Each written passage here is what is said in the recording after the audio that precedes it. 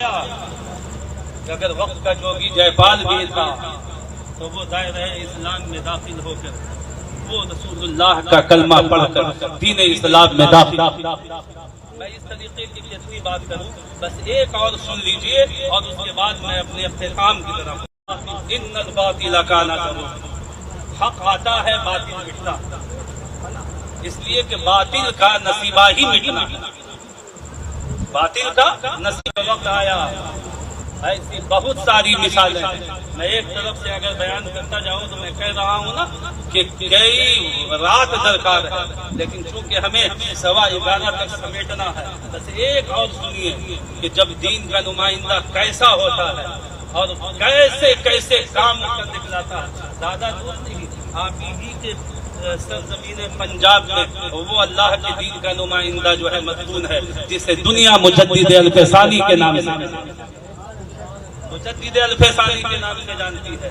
جب فتنہ اکبری جب کھڑا ہوا تھا اور اس بدبخت نے جب دین الہی قائم کیا تھا، آپ جانتے ہیں پڑھے ہوئے بہت سارے لوگ تاریخ میں پڑھا ہوگا، دین اسلام دین الہی قائم کیا اور اس میں ایک نئے سلام کا رواج دیا، نیا سلام رائج کیا.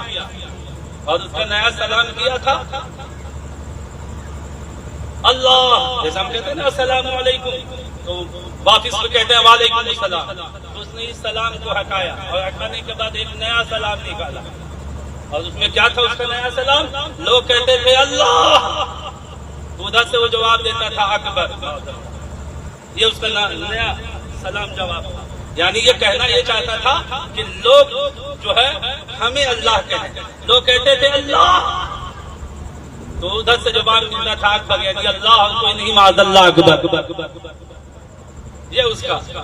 اور اس طریقے سے اس نے دین کو نقصان پہنچانے کی کوشش. یہ لکی چھپی ہوئی بات نہیں ہے، تاریخ کی کتاب کیسے کیسے ظلم کیا اللہ کی اس دین کو مٹانے کے لیے، کیسی کیسی جو ہے اس نے جو ہے ہٹکنڈے اپنائے. آپ دیکھیے اپنے طاقت کی زور پر، اپنے روب و دبدبا سے بڑے بڑے عالموں کو اس نے جو ہے خاموش کر دیا. لیکن میں نے کہا نا کہ جب اللہ کسی کو جب پسند کر لیتا ہے اور جب اپنے دین کی حفاظت و دفاع کے لیے جب اسے کھڑا کرتا ہے تو پھر ہوائیں اسے مجبور نہیں کر سکتی ہے، ماحول اسے جو ہے مجبور نہیں کر سکتا ہے، بلکہ ماحول کو ایسا وہ مجبور کر دیتے ہیں کہ خود وہ ان کے لیے مجبور ہو. اللہ نے مجدد الفسانی کو ان کے مقابلے میں کھڑا کیا. اور اللہ کا یہ شعر کھڑا ہوگا، غور سے سنیے گا، غور سے سنیے گا. معمولی شخصیت کا نام مجدد الفسانی نہیں ہے، بہت بڑی شخصیت کا نام ہے. جب اس نے دین الہی قائم کیا، تمام علماء، تمام بڑے بڑے اکابرین کو اپنے ظلموں ستم سے، اپنے روب و دبدبا سے جب خاموش کر دیا تھا تو حضرت مجدد الفسانی اس کے مقابلے میں کھڑے ہوئے اور ڈٹ کر مقابلہ کیا. ہر ممکن کوشش کی انہیں جو ہے چپ اور خاموش کرنے کی، لیکن اللہ نے ان کا انتخاب کیا تھا. اللہ نے ان کا انتخاب کیا تھا. لاسٹ میں یہ بھی آتا ہے کہ اس نے اپنے جو ہے وزیر سے کہا تھا بس میری ایک ہی خواہش ہے، تمنا ہے، میری تمام تمنائیں پوری ہو گئی ہیں، بس میری اتنی سی تمنا ہے کہ ہر کوئی میرے سامنے جھکتا ہے، بس جو ہے مجدد الفسانی آ کر کے میرے سامنے جھک جائے، بس میرا دل باغ باغ ہو جائے. تو وزیر نے کہا تھا یہ کون سی بڑی بات ہے، یہ تو میں منٹوں میں کروا دوں گا. کہا کیسے؟ کہا آپ اپنا تخت لگائیے اور تخت لگانے کے بعد ایک جو ہے دروازہ بنائیے اور وہ دروازہ اونچا نہ رکھیے، اس کے قد سے چھوٹا، اس کے قد سے چھوٹا رکھیے. لازمی ہے کہ جب وہ آئے گا تو چھوٹے دروازے کی بنیاد پر وہ جھکے گا، اور وہ جھکے گا تو آپ یہ تصور کر لیجیے گا کہ میرے سامنے اکبر نے یہ کام بھی کروایا، یہ کام بھی کروایا. وہ چھوٹا دروازہ بنوایا، اس سامنے تخت لگوایا، بلایا گیا. لیکن وہ دین کا نمائندہ جب وہ آیا تو دیکھتے ہی سمجھ گئے کہ یہ چاہتا کیا ہے، یہ چاہتا کیا ہے. اسی کا برعکس ہو گیا. جب وہ قریب لائے ایک پیر پہلے بڑھایا اور باضابطہ وہ جھکنے کیا، اگر جو ہے سائز کا دروازہ ہوتا تو سیدھے سیدھے آتے، لیکن اس کے چھوٹا دروازہ لگوانے کے بعد کام اور الٹا ہو گیا اس کے لیے۔ انہوں نے پہلا قدم بڑھایا، سینہ یوں ہو گیا، سینہ ٹائٹ ہو گیا، اور اس کے بعد سینہ کرتے ہوئے اس طریقے سے اکبر کے سامنے پیش ہوئے۔ جب پیش ہوئے تو وزیر سے کہا کہ تم نے تو اور خراب کر دیا، یہ دروازہ کم سے کم جیسا ہوتا ہے ویسا ہوتا تو برابر تو آتا، یہ تو سینہ دیکھا تھا، یہ تو سینہ دیکھا تھا ہوا رہا۔ اس طریقے سے وہ داخل ہوگا۔ بہرحال ہر طریقے سے انہوں نے کوشش کی، لاسٹ میں جب دیکھا کہ کوئی صورت نہیں ہے تو بدبخت نے جو ہے ہاتھ میں ہتھکڑیاں لگائی، پیر میں بیڑیاں ڈالی، اور ڈالنے کے بعد پھر جو ہے لشکر کے ذریعے سے جو ہے انہیں قید میں مقید۔ اور یاد رکھیے بہت ساری جیل تھی لیکن انہیں گوالیر کے جیل میں ڈالا گیا۔ تاریخ پڑھیے گا، گوالیر کے جیل میں ڈالا گیا۔ کیوں؟ آپ پڑھیے کیوں انہیں ان جیل میں ڈالا گیا۔ تو اس وقت کا جو سب سے بڑا خطرناک اور سب سے بڑا جو ہوتا تھا، خطرناک قاتل جو ہوتے تھے، ایسا قیدی گوالیر کے جیل میں بند کر، ایسے خطرناک قیدیوں کے بیچ میں دین کے اس نمائندے کو اس بدبخت نے ڈالا۔ لیکن بڑی شان سے حضرت مجدد الفسانی گئے اور اس جیل میں رہے۔ ایک وقت وہ بھی آیا کہ یہ بدبخت اکبر مرا، اس کا بیٹا جہانگیر تخت نشین ہوا، اس کے بیٹے کو ایسا لگا کسی موقع سے کہ اب میری سلطنت، میری حکومت ختم ہونے والی ہے، تو اس نے جو ہے اس نے دعائیں کی۔ دعائیں کرنے کے بعد جو ہے آپ میں ایک رات میں سویا ہوا تھا، میں مختصر طور پر بیان کر رہا ہوں، سویا ہوا تھا، رات میں اس کی قسمت بیدار ہوئی۔ رسول اللہ صلی اللہ علیہ وسلم کی زیارت، جہانگیر نے رسول اللہ صلی اللہ علیہ وسلم کو دیکھا، دیکھنے کے بعد اس نے کہا یا رسول اللہ کرم فرمائیے، یا رسول اللہ میری سلطنت، میری حکومت تباہ و برباد ہونے والی ہے، یا رسول اللہ آپ کرم فرما دیں۔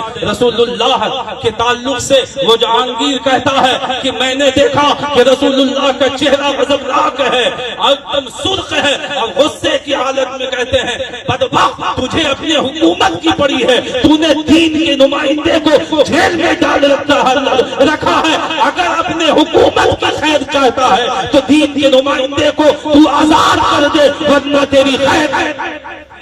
صلی اللہ علیہ وسلم نے کہا، بیدار ہوا، اسی وقت اس کی نیند کھلی، وہ رات کو رات نہ سمجھا، اسی وقت وہ جو ہے تمام لوگوں کو اکٹھا کیا، اور اکٹھا کرنے کے بعد کہا کہ میری سواری آمادہ کی جائے، میں اسی وقت گوالیر کے جیل جانا چاہتا ہوں۔ کہا کیا بات ہے؟ کہا سب کچھ بعد میں بتاؤں گا، پہلے مجھے وہاں لے چلا جائے۔ پورے لشکر کے ساتھ یہ جہانگیر جو ہے گوالیر پہنچا ہے، جیل میں گیا ہے، اور جیل میں جانے کے بعد جو ہے وہ پھر حضرت مجدد الفسانی کے پاس جا کر کے جو ہے وہ ان کے قدموں کو پکڑ کر کے بیٹھ جاتا ہے اور کہتا ہے حضور میں معافی مانگنے کے لیے آیا ہوں، ہمیں معاف کر دیجئے، میرا باپ جو ہے وہ اکبر نہیں، وہ اکفر تھا، وہ سب سے بڑا قاتل تھا، اس نے ایسا کام کیا ہے، میں آپ سے معافی مانگنے کے لیے آیا ہوں اور آپ کو آزاد کرنے کے لیے آیا ہوں۔ جیسے ہی کہا آزاد کرنے کے لیے آیا ہوں، حضرت مجدد الفسانی نے کہا میں آزاد نہیں ہوں گا، میں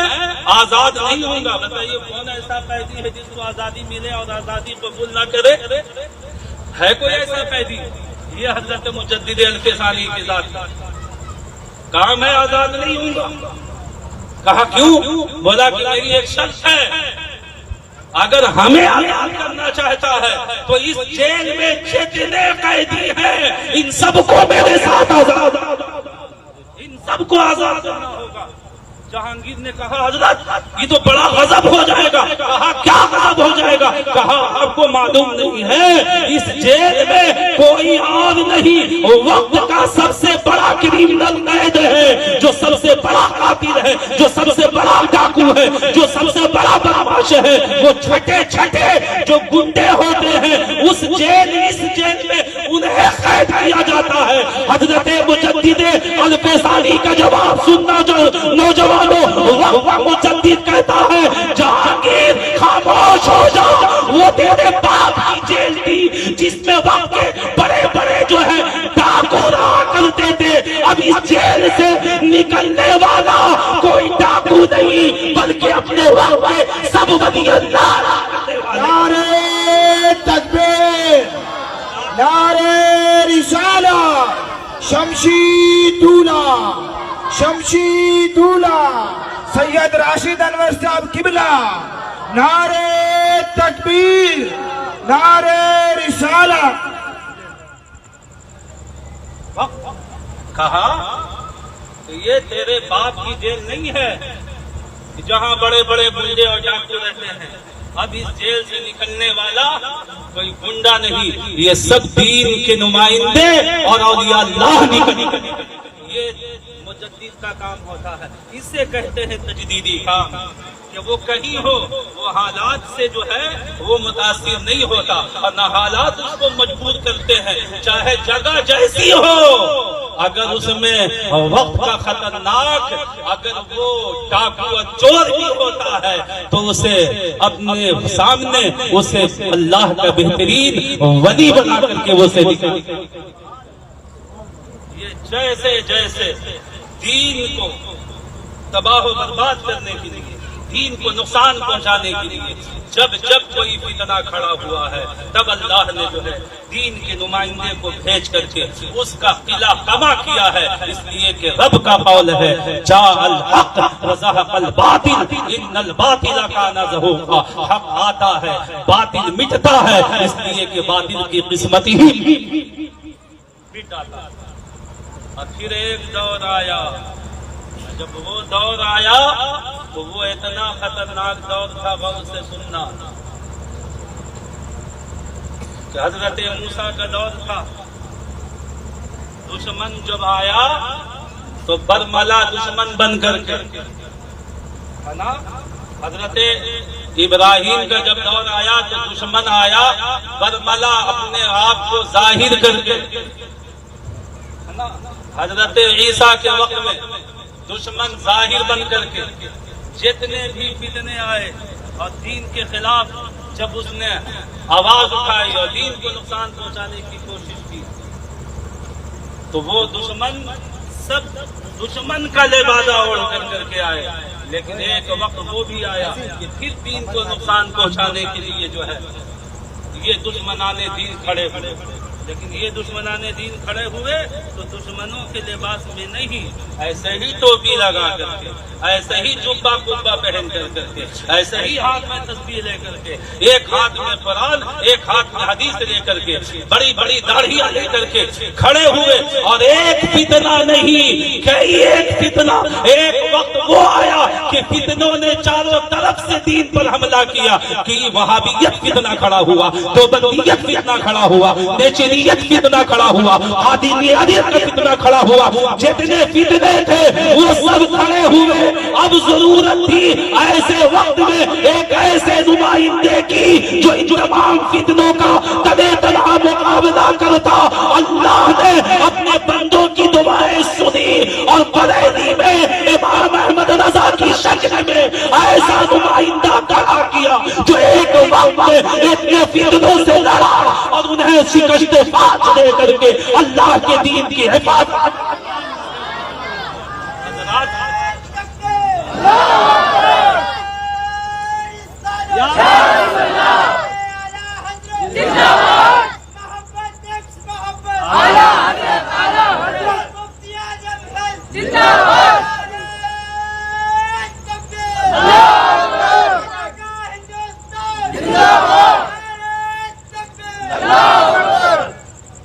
حضرات، جس طریقے سے حملہ کرنے والوں نے حملہ کیا اس انداز سے وقت کا اس مجدد نے اس کا مقابلہ کیا. وہ صرف ایک بڑے عالم ہی نہیں تھے، وہ پائے کہ صرف محدث اور مفسر ہی نہیں تھے، وہ وقت کے جو ہے صرف سائنسداں نہیں تھے، وہ صرف وقت کے فقہ کے جاننے والا فقیہ ہی نہیں تھا، بلکہ جب شمار کرنے والوں نے ان کے علوم کو شمار کیا تو یہ کہنے پر مجبور ہو گیا کہ امام احمد رضا خان فاضل بریلوی ایک دو علم پر مہارت تامہ نہیں بلکہ یہ اللہ کا وہ بندہ ہے جو بیک وقت تقریباً 150 علوم پر مہارت تامہ عطا کرتا ہے. اس شخصیت حضرات آپ دیکھیں, پڑھیے امام احمد رضا خان فاضل بریلوی, پڑھیے اور عجیب جس نے جیسا سوال کیا اس دید کے نمائندے نے ویسا جواب. میں ایک رسالہ پڑھ رہا تھا, اس رسالے میں مولانا رمضان صاحب یہ بریلی سے جبل پور گئے اپنے کسی مرید کے یہاں, امام احمد رضا خان فاضل بریلوی اپنے مرید کے یہاں گئے. اب 2-3 دن کا قیام رہا ہوگا. اب اس قیام کے بعد جو ہے وقت میں جمعہ پڑھا. جب جمعہ پڑھا تو اپنے مرید سے پوچھے کہ یہ بتاؤ کہ یہاں جو جمعہ کی اذان ثانی ہوتی ہے وہ کہاں ہوتی ہے, دوسری اذان جو ہوتی ہے وہ کہاں ہوتی ہے. چونکہ آج بھی بہت ساری سنی مساجد ہیں, چونکہ یہ مختلف بھی مسئلہ ہے نا, مختلف بھی مسئلہ ہے کہ پہلے جمعہ کی اذان جو ہے مسجد کے اندر ہی جو ہے ممبر کے سامنے پہلی صف میں ہوا. آج بھی بہت سارے بدائی شریف چلے جائیے تو آج بھی وہاں اور بہت ساری مساجد میں. تو انہوں نے پوچھا کہاں ہوتی, تو کہا حضور رواج شروع سے یہی آ رہا, اندر ہوتی. اس کے بعد لوگوں نے مختصر یہ کہ اعلیٰ حضرت سے کہا حضور آپ کی نماز پڑھائیں گے جمعہ کی. کہا ٹھیک ہے میں پڑھاؤں گا. اب جب آپ نے نماز پڑھائی, نماز پڑھانے کے بعد اس سے پہلے آپ نے بیان کیا, اور بیان کیا تو اسی اذان ثانی پر بیان کیا. اس اذان ثانی کے تعلق سے امام احمد رضا خان فاضل بریلوی نے کہا مسجد کے اندر اذان پڑھنا یہ مکروہ ہے, اس لیے نماز یہ اذان جو ہے مسجد سے باہر یا در مسجد. اب وہ نماز تو ہو گئی, لیکن جانتے ہیں نا کہ ہر دور میں فتنہ والے لوگ رہتے ہیں, اتنے بعد ہر دور میں رہا کرتے ہیں.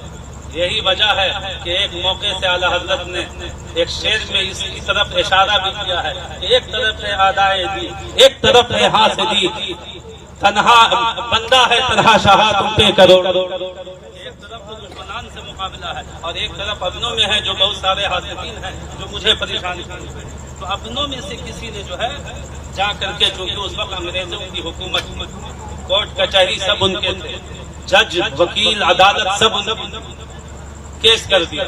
تو بریلی سے ایک مولانا صاحب یو پی سے آیا اور ہمارے یہاں کا ماحول خراب کر دیا. بڑا اتفاق تھا, اندر اذان ہوتی تھی, یہاں آنے کے بعد انہوں نے اس کو باہر کروا دیا. اب 2 گروپ بن گئے. اس طریقے سے کیس ہوا. ان کا بلاوا آ گیا کہ آپ کو فلاں تاریخ میں حاضر ہونا. اب گھر والے بڑی پریشان ہوئے. اعلیٰ حضرت نے کہا پریشان ہونے کی ضرورت نہیں ہے, میں آپ سے کہہ چکا ہوں کہ جو دین کا نمائندہ ہوتا ہے اللہ جس کا انتخاب کر لیتا ہے وہ حالات سے نہیں ڈرا کرتا, وہ حالات سے نہیں ڈرا کرتا. کہا کوئی بات نہیں ہے, لیکن اتفاق سے کہ یہ جو جج کے قریب میں جو ہوتا ہے نا, جو بلانے والا ہوتا ہے مجرم کو کہ فلاں صاحب حاضر ہو, تو وہ اعلیٰ حضرت کا مرید ہی تھا, ان کا مرید ہی تھا. اب غور سے سننا, اعلیٰ حضرت نے اس کو پہلے بلوایا اور کہا بیٹا ایک کام کرنا ہے. کہا کیا؟ بولا جب جج مجرم کو بلانے کے لیے کہے تو جب مجھے بلانا ہوگا تو باہر, چونکہ میں باہر رہوں گا تو باہر آ کر کے بلا لینا, اور جب میرے مد مقابل کو بلانا ہوگا تو باہر سے مت بلانا, جج کے پاس ہی کھڑے ہو گئے. تو جب جج نے بلوایا کہ احمد رضا کو بلایا جائے, یہ بلانے والا باہر گیا اور کہا اپنے انداز میں مولانا احمد رضا حاضر ہو. اعلیٰ حضرت حاضر ہو گئے. اب اس جج نے کہا کہ اب ان کے مد مقابل کو بلاؤ. تو اعلیٰ حضرت نے سمجھا ہی دیا تھا, کہا تھا کہ جب اس کو بلانے کے لیے کہے تو باہر مت جانا, بلکہ ایک کام اور کرنا, اس کے بغل ہی میں رہنا اور وہیں پہ کان میں انگلی ڈال کر کے اس کا نام لے کے بولا. تو اس نے انگلی لگائی اور جج کے سامنے ہی جو ہے اس مجرم کو بلایا کہ فلاں صاحب حاضر ہو. جج نے دیکھا تو کہا کہ کیا تمہاری پاگل پنی ہے, وہ مجرم باہر ہے اور تم اندر سے بلا رہے ہو, باہر جا کر کے بلاؤ. اعلیٰ حضرت کھڑے ہو گئے. کہا کہ جج صاحب تب تو میرا فیصلہ آپ نے کر ہی دیا, تب تو میرا فیصلہ آپ نے کر ہی دیا. خدا کہا کیس ہی یہی تھا نا کہ مسجد کے اندر اذان ہو چاہیے. میرا مد مقابل کا کہنا ہے کہ مسجد کے اندر اذان ہونی چاہیے اور میں نے کہا ہے باہر ہونی چاہیے. کیوں؟ یہ تو آپ نے فیصلہ کر دیا کہ باہر والوں کو بلانے کے لیے باہر سے پکارنا ہوتا ہے, اندر والوں کو پکارنے کے لیے اندر سے پکارنا ہوتا ہے. تو مسجد میں تو لوگ پہلے ہی سے موجود ہیں, وہ جو اذان ہوتی ہے وہ مسجد سے باہر والوں کو بلانے کے لیے, اس لیے وہ اذان باہر ہو.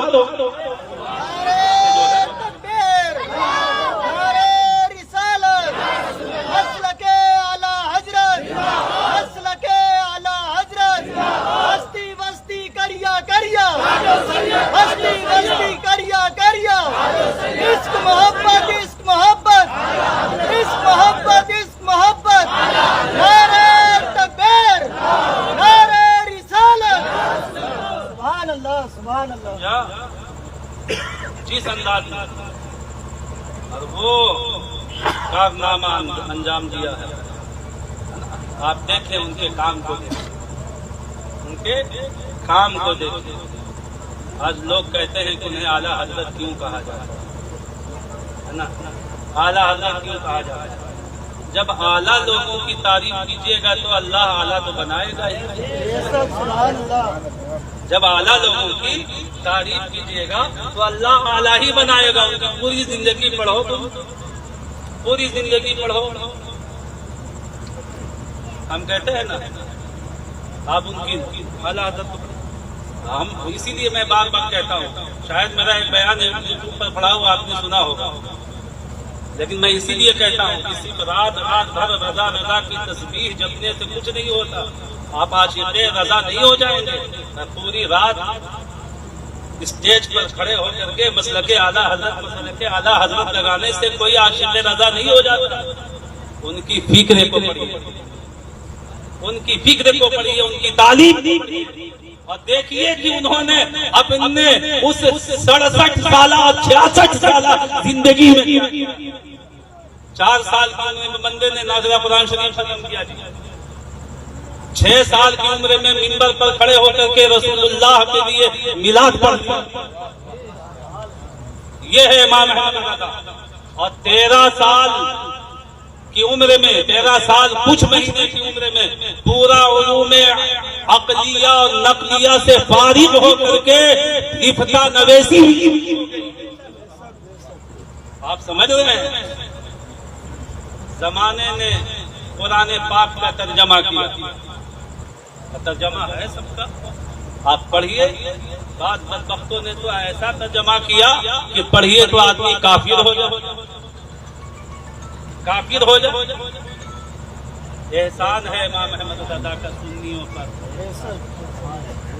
پڑھیے کنز الایمان کو, پڑھیے کنز الایمان کو اور دیکھیے کیسا ترجمہ کیا, کہیں بھی ملائی. آپ دیکھیں, آپ دیکھ لیجیے سورہ فتح ہی پڑھیے. انا فتحنا لک فتحا مبینا لیغفر لک اللہ ما تقدم من ذنبک وما تأخر. آپ پڑھیے اس آیت کا ترجمہ اور مترجمین کا کیا کیا ہے. ایک بدبخت نے تو یہاں تک ایسا لکھا تاکہ اللہ آپ کے اگلے پچھلے گناہوں کو بخش. وہ مصطفیٰ جو ساری کائنات کے بخشش کا ذریعہ ہے, اس کے لیے لکھ رہا اللہ آپ کے گناہوں کے اگلے پچھلے گناہوں کو بخش. اور اس عاشق رسول کا جمع دل باغ باغ لکھتا ہے امام احمد رضا خان فاضل بدوتا, اللہ آپ کے نہیں آپ کے سبب سے آپ کے اگلے اور آپ کے پچھلے کے گناہوں کو بخش دے. یہ ہے امام احمد رضا. ایک نہیں, میں اگر بتانے لگ جاؤں نا تو ایسے ایسے ترجمے جہاں پر سارے لوگ پھسل گئے اور سارے لوگوں نے ترجمہ کر کے اپنا ایمان خراب کر دیا. ایسے خطرناک موقع پر اعلیٰ حضرت کا پوری زندگی انہوں نے کیا کیا ہے. اور جانتے ہو یہ سارا کمال اعلیٰ حضرت سے پوچھو کہاں سے آیا؟ اتنے علوم بھائی، 100 سے 150 علوم پر مہارت تامہ۔ فتاوی رضویہ کا نام سنا ہے نا؟ پڑھیے فتاوی رضویہ۔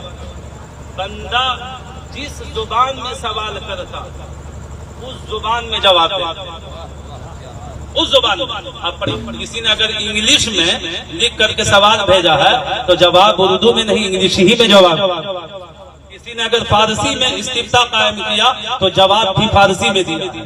کسی نے اگر عربی میں لکھا ہے استفتاء فتویٰ اگر پوچھا ہے کسی نے مسئلہ عربی میں تو اعلیٰ حضرت نے عربی میں جواب دیا۔ جس زبان میں امام احمد رضا سے سوال کیا گیا ہے اس زبان میں امام احمد رضا نے اس کا جواب دیا۔ اور جیسا جیسا سوال ویسا تو صرف یہ وقت کے عالم دین ہی تھی، وقت کے محدث ہی تھی، صرف وقت کے مفسر ہی نہیں، وقت کے فقیہ نہیں، بلکہ ان سب سے جو نمایاں چیز ان کے اندر تھی وہ تھا عشق رسول، وہ تھا عشق رسول، وہ تھا محبت رسول۔ آپ خود فرماتے ہیں کہ جب پہلی مرتبہ میں اپنے والد محترم کے ساتھ حج پر گیا، دوسری مرتبہ جب گیا میری تمنا ہوئی کہ میں رسول اللہ صلی اللہ علیہ وسلم کی زیارت کروں۔ اور آپ نعت لکھتے تھے جب نعت مصطفیٰ تو عام شاعروں کی طرح نہیں کہ جب چاہا قلم اٹھایا لکھ دیا، بہت احتیاط برتتے تھے امام احمد رضا خان فاضل برہم۔ وضو کرتے تھے، غسل کرتے تھے، نماز پڑھا کرتے تھے، اور سب سے زیادہ نعت لکھنے کا جو وہ وقت انتخاب کرتے تھے وہ تہجد کا وقت انتخاب، تہجد کا وقت، اور اس کے بعد لکھا کرتے تھے۔ ایک رات انہوں نے تمنا لیے جو ہے وہ سو گئے کہ اس اللہ کے رسول کی زیارت ہو۔ وہ رات نہیں ہوئی، دوسری رات پھر نہیں ہوئی، تیسرے دن اللہ کے رسول صلی اللہ علیہ وسلم کی روضے پر حاضر ہوئے اور مواجہہ شریف کے ایک دم سامنے، جالی کے سامنے کھڑے ہو گئے، اور کھڑے ہونے کے بعد اپنے سے بندہ کہتا ہے وہ سورہ لال آزار پھرتے ہیں، وہ سورہ لال آزار پھرتے ہیں، تیرے دن اے بہار پھرتے ہیں۔ اور کیا کہتے ہیں؟ کوئی کیوں تیری بات کرے رضا، کوئی کیوں تیری بات کرے رضا، تجھ سے کتے ہزار تیری کیا جب دیدار نہیں ہوا تو بولے کہ کیوں متفکر ہوتا ہے، تیری حیثیت کیا ہے مدینے میں، تیری طرح تو سینکڑوں کتے ہزاروں کتے پھرتے رہتے ہیں۔ جب اپنے عشق مصطفیٰ کا جب اظہار کیا تو ان کی تمنا تو یہ تھی کہ میں خواب میں رسول اللہ کی زیارت کرتا، جیسے ہی لکھا وہ سورہ لال آزار پھرتے ہیں، تیرے دن بہار پھرتے ہیں، کوئی کیوں تیری بات پوچھے رضا، تجھ سے کتے ہزار پھرتے ہیں۔ اللہ کے رسول کی زیارت بیداری کے عالم میں ہو گئی اور رسول اللہ کو جگتے ہوئے رسول، اسے کہتے ہیں اعلیٰ حضرت۔ آپ سمجھ رہے ہیں اعلیٰ حضرت، اعلیٰ حضرت ایسے نہیں کہا گیا، آپ سمجھ رہے ہیں؟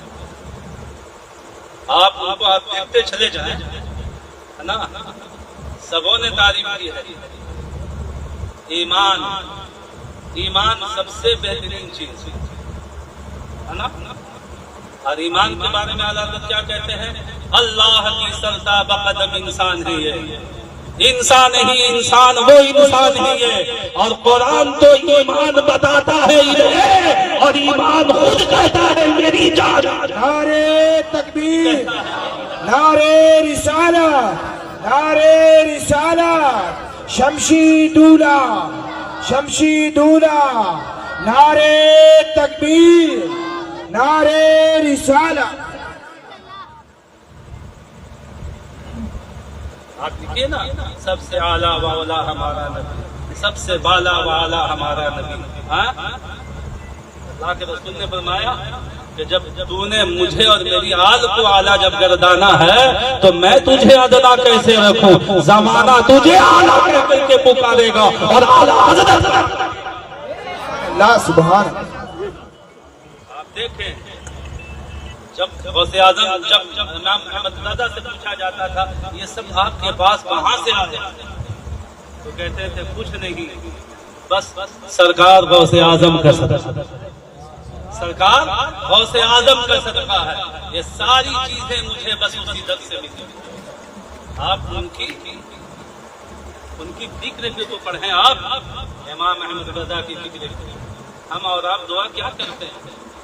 اے اللہ مجھے نیک بنا دے، اے اللہ مجھے نمازی بنا دے، اے اللہ مجھے روزہ دار بنا دے، مجھے روزہ رکھنے کی توفیق دے، اے اللہ مجھے یہ کر، مجھے یہ کر۔ اور اعلیٰ حضرت کی فکر کو پڑھیے، ایسے اعلیٰ نہیں ہو گئے۔ زمانے والوں کو کہا نماز بعد میں ہے، روزہ بعد میں ہے، حج و زکات بعد میں ہے، صدقہ و خیرات بعد میں ہے، اعمال صالحہ بعد میں ہے، یہ سب چیزیں تو بعد میں ہیں۔ پہلے ایمان کی دعا کر، پہلے ایمان کی دعا کر، اور ایمان بھی ڈائریکٹ نہ لے، ڈائریکٹ نہ لے، فکر دیتے ہیں۔ اور فکر دیا تو دیکھو رب کی بارگاہ میں کیا کہتے ہیں، یہ نہیں کہتے ہیں اللہ نمازی کر، نمازی رکھ، نمازیوں میں ہے نہیں، روزہ دار کر، روزہ دار رکھ، روزہ داروں میں اٹھا،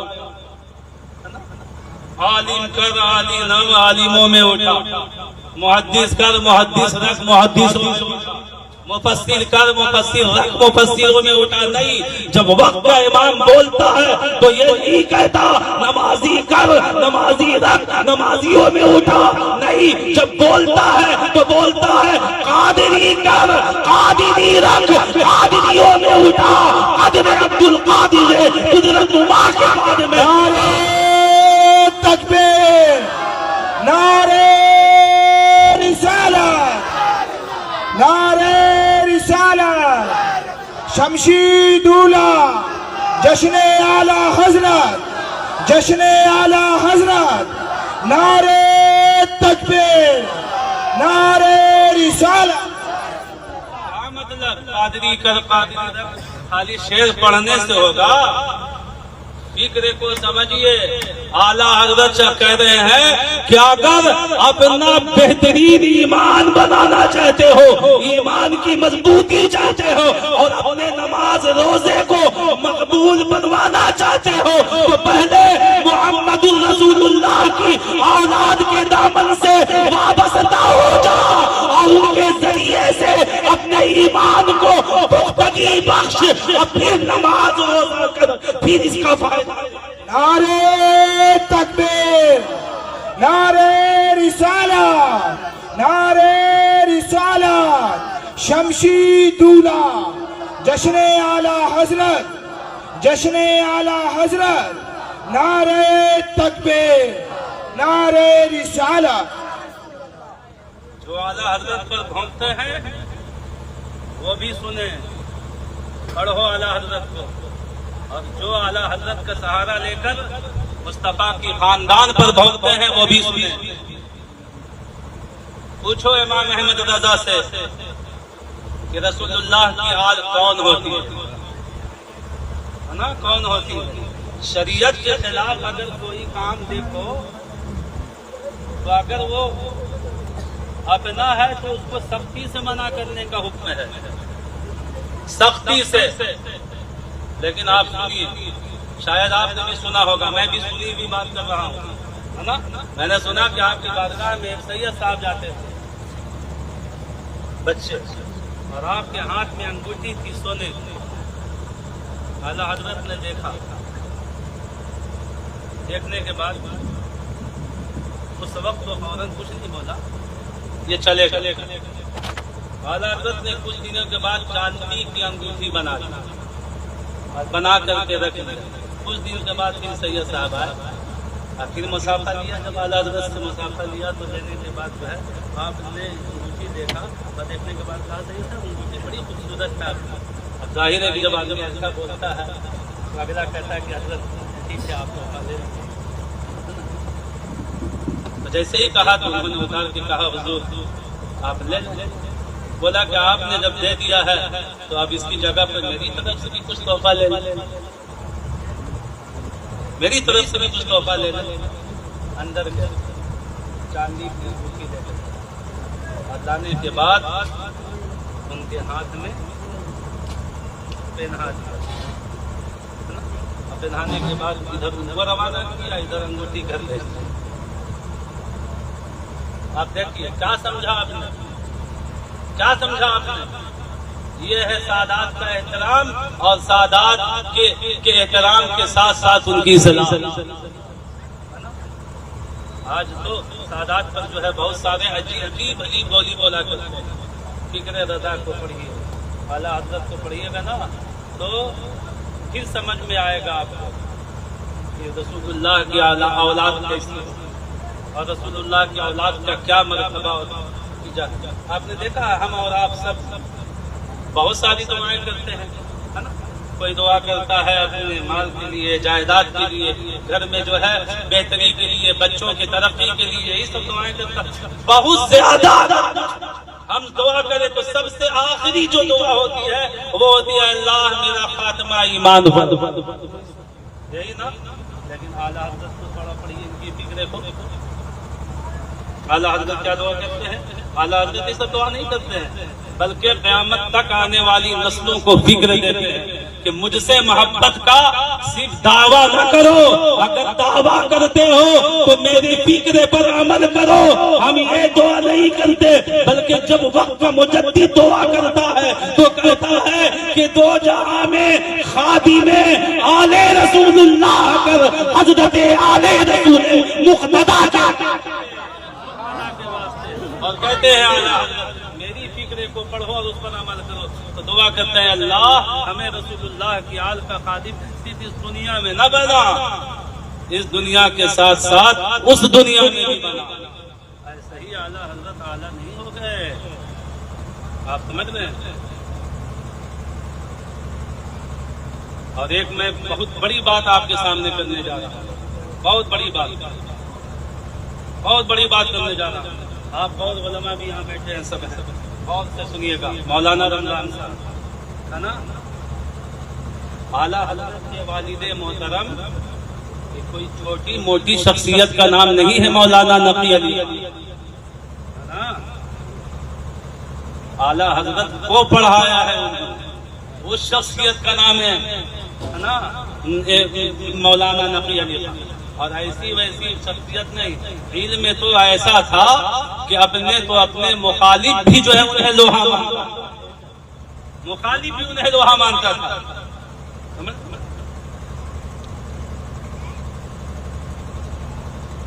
اور عقیدہ تو پوچھنا نہیں, عقیدہ تو پوچھنا نہیں, علم کا تو جواب نہیں. تقوی کا زمانہ گواہی دیتا تھا, اپنے تو چھوڑیے, زمانہ گواہی دیتا تھا. بڑی غور سے سنیے گا, آپ سب فتنے بازوں کے فتنے میں مت آئیے گا. میں بہت پوائنٹ کی بات آپ کے سامنے کرنے جا رہا ہوں. پڑھیے اعلیٰ حضرت, سمجھیے اعلیٰ حضرت کو. اعلیٰ حضرت ایسے نہیں ہو گئے, سمجھ رہے ہیں, سمجھا. پھر کیا ہوا, تو وقت کا نائناز عالم دین, زبردست سنی صحیح العقیدہ, بہترین تقوی کے مالک ہے نا. اور اعلیٰ حضرت کا فتویٰ پڑھیے. اعلیٰ حضرت کا فتویٰ ہے کہ مرید ہونے کے لیے 4 شرطیں دیکھو, اگر 4 شرطیں پائی جائیں تو آنکھ بند کر کے مرید ہو جاؤ, کوئی فکر نہیں. کیا کیا؟ سب سے پہلے یہ دیکھو کہ سنی صحیح العقیدہ ہے نا, سنی صحیح العقیدہ ہے یا نہیں, یہ دیکھو.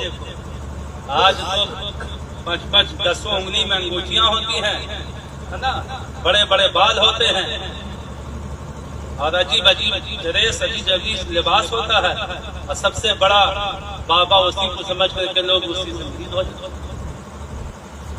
کپڑوں سے اور انگوٹھیوں سے جو ہے نا کوئی پیر نہیں بنتا. پڑھیے. تو اعلیٰ حضرت نے فرمایا 4 شرطیں اگر پائی جائیں تو ان سے مرید ہو جاؤ. اب آپ یہ 4 شرطیں کیا ہیں؟ پہلا شرط ایمان کے ساتھ ساتھ سنی صحیح العقیدہ ہو, نمبر 1. دوسری شرط اس کا سلسلہ رسول اللہ تک پہنچتا ہو, کہیں سے منقطع نہ ہو، کٹا ہوا۔ تیسرا وہ عالم دین ہو، وہ عالم دین ہو۔ کیسا عالم دین؟ عالم دین کس کو کہا جاتا ہے؟ عالم دین اس کو کہا جاتا ہے کہ جو بھی مسئلہ اس سے پوچھیے تو وہ کتابوں سے نکال سکے، اتنا علم رکھتا ہو۔ اور یہ اردو کی کتابوں سے نہیں بلکہ اس کی کتاب عربی کتابوں سے۔ بہرحال یہ شرائط، اب آپ دیکھو اعلیٰ حضرت کی فکر پڑھو، اعلیٰ حضرت خود فرماتے ہیں یہ شرائطیں ہوں ان سے مرید ہو جاؤ۔ اب میں نے اعلیٰ حضرت سے پوچھا کہ امام احمد رضا آپ کے والد میں کیا کمی تھی؟ عالم زبردست تقویٰ، جواب نہیں، سنی زبردست، سنی صحیح العقیدہ، ساری خوبیاں ان میں موجود۔ وہ جب الحمد شریف کی تفسیر لکھے تو کئی سو صفحات میں لکھتے، ایسا عالم دین اور ایسا تقویٰ کہ اپنا تو اپنا زمانہ بھی گواہی دے۔ ساری خوبیاں جب موجود تھی تو اے امام احمد رضا آپ اپنے والد سے کیوں نہ ہوئے؟ آپ مارہنا جا کر کے آل رسول کے ہاتھ پر کیوں بکے؟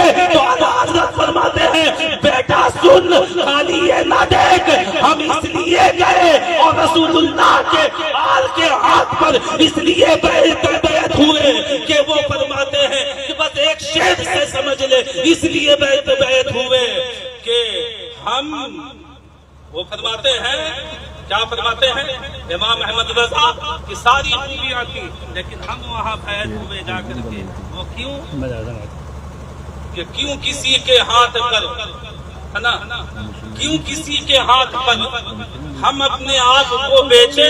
دو جہاں میں سب سے معتبر مصطفیٰ کا، دو جہاں میں سب سے معتبر مصطفیٰ کا خاندان ہے۔ بہرحال دوستو میں یہ کہنا چاہتا ہوں کہ آج ہم اور آپ جس ذات کی محفل کا انعقاد کیا ہے وہ چھوٹی موٹی شخصیت نہیں، جس اعتبار سے آپ اٹھا کر کے دیکھیے، جس طریقے سے آپ ان کا مطالعہ کیجیے، جس انداز سے ہر جگہ آپ کو نمایاں نظر آئیں گے، ان کے علم کو دیکھیے جواب نہیں ہے، ان کے تقوی کو دیکھیے جواب نہیں ہے، ان کے سلسلے کو دیکھیے جواب نہیں ہے، ان کا زمانہ دیکھیے اور زمانے کے تمام عالموں کے بیچ میں ان کی حیثیت کو دیکھیے جواب نہیں ہے۔ امام احمد رضا خان فاضل بریلوی کی وہ ذات ہے کہ وہ تمام چیزوں کے ساتھ ساتھ سب سے بڑی بات یہ ہے کہ وہ سچے پکے عاشق رسول اللہ تھے، ایسے عاشق رسول اللہ کہ خود اعلیٰ حضرت فرماتے ہیں زمانے والوں احمد رضا کے دل کو، سینے کو چیرو اور دل کا دو ٹکڑا کرو، ایک طرف احمد رضا کے دل پر تمہیں لا الہ الا اللہ لکھا ہوا ملے گا، دوسری طرف محمد رسول اللہ۔ یہ امام احمد رضا